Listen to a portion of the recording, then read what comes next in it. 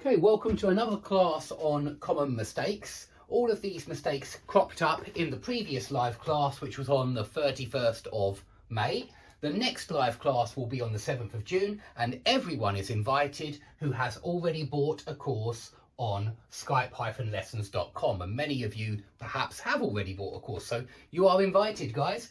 They are on Fridays at 3 o'clock London time. And all you need to do is go to the Grammar Shed on my website and you'll find the Zoom link. You're automatically allowed in the Grammar Shed after you have bought a course. And all you need to do to buy a course for only £8 is click on the course you want, click buy £19.99, click have a coupon, type EIGHT 8 and you'll get it for £8. So the first mistake from the last class is a mistake that I correct very often, and so I think students from many different countries make this mistake. Remember your signal words, and it's easier to avoid this mistake. For 14 years is a signal that you probably need to use present perfect. Now you don't if it's a finished period in the past. For example, I lived in Moscow. I don't live there now, but I lived in Moscow for 8 years. And I say I lived because that was from 2004 to 2012. From 2004 to 2012, and that's a finished period. But I have been married for 16 years almost. No, more than 16 years, sorry. I've been married for 16 years, I think. And I say have been married, present perfect, because I'm still married. And this person was still living in the US, this student, and thanks for coming, by the way, was still living in the US, and so have been living or have lived are both possible here. Let's use blue because it's brighter, okay?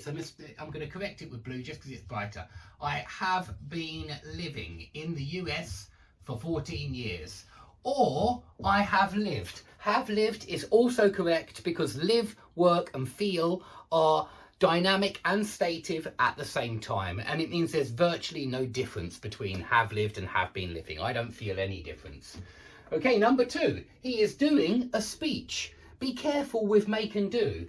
Yeah, he is making a speech. Make we use for almost all talking actions, because you can make a promise, you can make a suggestion, you can make an offer, what else can you make? You can make a vow. Yeah, you wouldn't do a vow, you make a vow. So make is for anything, make comments. Yeah, make comments on somebody's behaviour, make remarks. Yeah, and so anything which is talking, it seems to me you're making. So you're making a speech, okay? It's like money. Money is usually making. Make money, make a profit, make a loss, make an investment. And so make is for money and talking. And when you actually create something like make dinner, make lunch, make breakfast, you're actually creating something, or make a model, make, as in build. Yeah, we'd use make. Number 3, I was absolutely tired. No. You were very tired or absolutely exhausted. And this is because tired is a weak adjective, we say, but exhausted is a strong adjective, and you use absolutely for strong adjectives and very for weak adjectives. You can't say very exhausted and you can't say absolutely tired. You've got to say very tired or absolutely exhausted.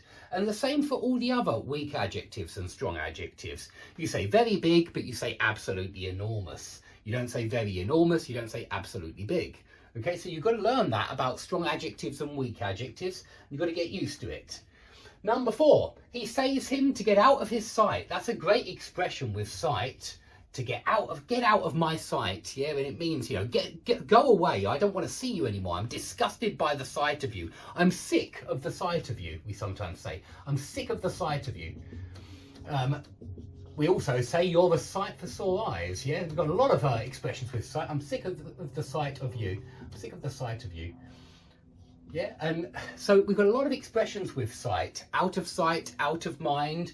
The runway is in sight, yeah, when you can see something. But we also say when you haven't seen somebody for a long time and you're really pleased to see them again, you say you are a sight for sore eyes. A sight for sore eyes. So a lot of different, love at first sight is another obvious one. Yeah, you are a sight for sore eyes. I mean, your home will be a sight for sore eyes. If you've been abroad for a long time and you come back to your house, well, probably your house is a sight for sore eyes, and it means a really welcome sight, a lovely sight, a wonderful sight. Okay, so he says him, he tells him to get out of his sight. This is the most common mistake in the English language. There's no doubt about it. I've been teaching for a long time now, and I can tell you that without any shadow of a doubt, that mistake is the most common mistake in the English language. Don't be guilty of making that mistake, okay? Try and get it out of your vocabulary. If it's already in there, if it's already in your speech, then get it out of your speech, because it is really noticeable to natives, number one, and number two, it's so common. So focus on removing that mistake. Number 5, he shakes his fist at him, not to him. Okay, so this is a preposition mistake. Let me get a better blue.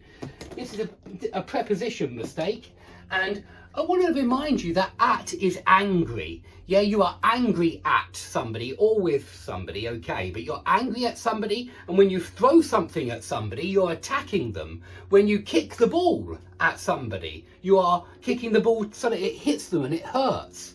At is very often angry. You glare at somebody, and that means an angry look. Stare at sounds quite aggressive to me as well, even stare at, but stare at, glare at, I suppose all the verbs of looking are at, and so you might say that to me. But certainly throw something to somebody so they can catch it, throw something at somebody so that it hurts them.